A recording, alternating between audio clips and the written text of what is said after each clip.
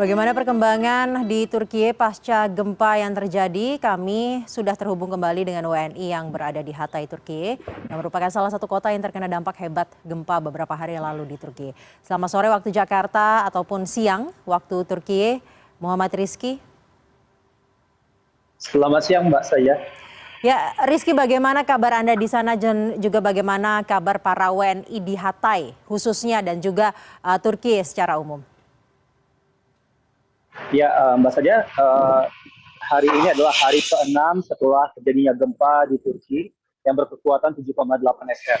Saya sendiri waktu terjadinya gempa itu berada di wilayah Hatay, tepatnya Rehanli, dan saya berada di lantai 7 saat itu, pukul setengah 4 pagi terjadinya gempa. Kemudian alhamdulillah kami di dalam apartemen semuanya selamat dan beberapa WNI juga sudah banyak yang dievakuasi oleh KBRI Indonesia. Alhamdulillah KBRI Indonesia bekerja sangat keras untuk menolong warga Indonesia yang ada di berbagai provinsi yang ada di Turki. Seperti itu, Mbak. Mas Rizky, boleh digambarkan mungkin saat ini kondisi di tempat Anda melaporkan seperti apa? Karena saya juga bisa melihat kami di sini melalui layar kaca ada bangunan yang runtuh di belakang Mas Rizky. Apakah itu apartemen ataupun kantor? Bisa digambarkan mungkin, Mas? Ya, baik. Kita sekarang berada di Provinsi Hatay, tepatnya itu di wilayah Antakya. Dan masyarakat yang ada di Indonesia bisa melihat di belakang saya ini adalah apartemen, rumah, semuanya hancur total. Dari sepanjang ini semua sampai ujung sana itu rata dengan tanah, dan di sebelah sana juga rata dengan tanah.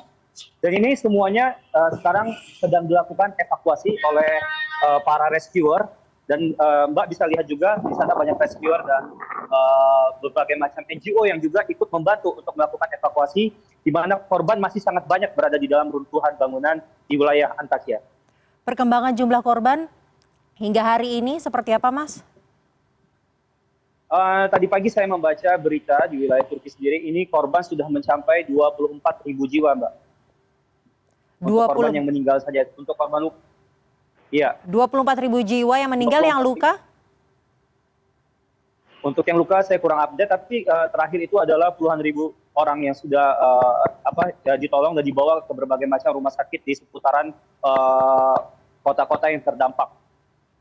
Baik, kemudian bantuan dari negara mana saja, Mas, yang sudah tiba di sana, dan dari Indonesia juga sudah mengirimkan bantuan logistik dan juga tim SAR yang rencananya akan ikut membantu proses evakuasi dan pencarian. Apakah Mas Rizky sudah mengetahui informasi mengenai kedatangan mereka, Mas?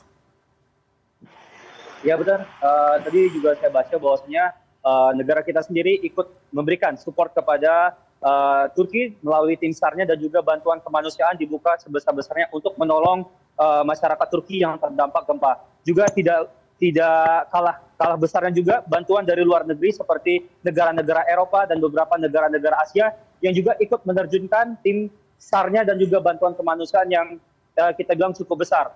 Begitu Mbak saja. Berbicara mengenai proses evakuasi ini begitu membutuhkan bantuan yang cukup besar, bisa digambarkan bagaimana proses evakuasi di sana, bagaimana proses pencarian di sana, dan juga tantangannya apa melakukan proses evakuasi dan juga pencarian, Mas? Ya, pertama sekali saya jelaskan dulu, hari pertama gempa itu pusatnya berada di dekat dengan Gaziantep. Ini salah satu kota yang sangat besar, sehingga banyak para penyelamat memfokuskan diri ke wilayah tersebut. Seperti Malatya, Gaziantep, dan Katamas, mereka lebih fokus ke wilayah tersebut. Dan bantuan alat-alat seperti alat berat, kemudian jumlah relawan yang ikut terjun pun sangat sedikit hari itu. Namun belakangan ini sudah mulai bertambah, banyak NGO yang datang sini, bahkan masyarakat juga ikut mencari korban-korban yang masih tertimpa di dalam bangunan. Dan tantangannya itu, di wilayah tertentu itu suhu bisa sampai -4, ada yang sampai -12 derajat. Dan ini membuat para rescuer agak sedikit berat. Kemudian belum lagi bangunan-bangunan yang apartemen, sehingga tumpukan-tumpukan dari batu itu membuat sulitnya untuk mengevakuasi masyarakat yang ada di sekitar, khususnya wilayah Antakya. Ini baru start NGO ataupun relawan masuk ke wilayah ini, karena di wilayah Sanli Urfa, wilayah Gaziantep sudah mulai tercover seperti itu, dan mereka mulai pindah ke wilayah Antakya atau Hatay. Seperti itu, Mbak. Sekarang untuk saat ini wilayah-wilayah mana saja yang menjadi fokus pencarian dan masih adakah wilayah yang tidak bisa terjangkau, Mas? Atau belum bisa terjangkau?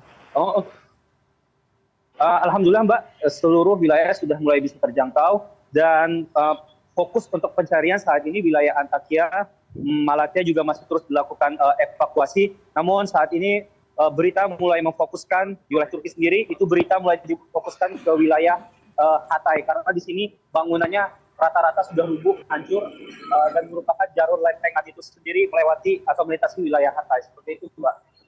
Selain alat-alat untuk melakukan proses evakuasi, alat berat, bantuan apa lagi yang dibutuhkan oleh masyarakat Turki, warga Turki di sana, apalagi mengingat cuaca begitu dingin di sana?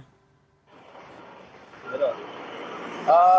Hari pertama sampai hari keempat itu memang adalah hari-hari yang paling berat untuk masyarakat Turki karena di sini listrik, air, internet semuanya terputus. Kita tidak bisa melakukan apa-apa, termasuk saya sendiri merasakan bagaimana susahnya hidup di wilayah yang baru saja terjadi gempa seperti itu. Nah, setelah kita beberapa hari berlanjut, kita melakukan pendataan. Maksudnya kita pergi ke beberapa tempat untuk mengecek kebutuhan apa saja yang mereka butuhkan. Kita mendapati mereka saat ini sangat membutuhkan seperti perlengkapan musim dingin, selimut, air bersih dan makanan siap saji karena itu adalah hal-hal yang darurat saat ini dibutuhkan oleh teman-teman kita yang ada di sini. Seperti itu Mbak saja. Baik, Muhammad Rizky langsung dari Hatay, Turki. Terima kasih atas laporan Anda. Di tengah-tengah Anda juga sedang mengalami pasca gempa di sana. Semoga Anda dan juga teman-teman WNI serta warga Turki ini bisa selamat dan baik-baik saja dalam keadaan sehat. Terima kasih.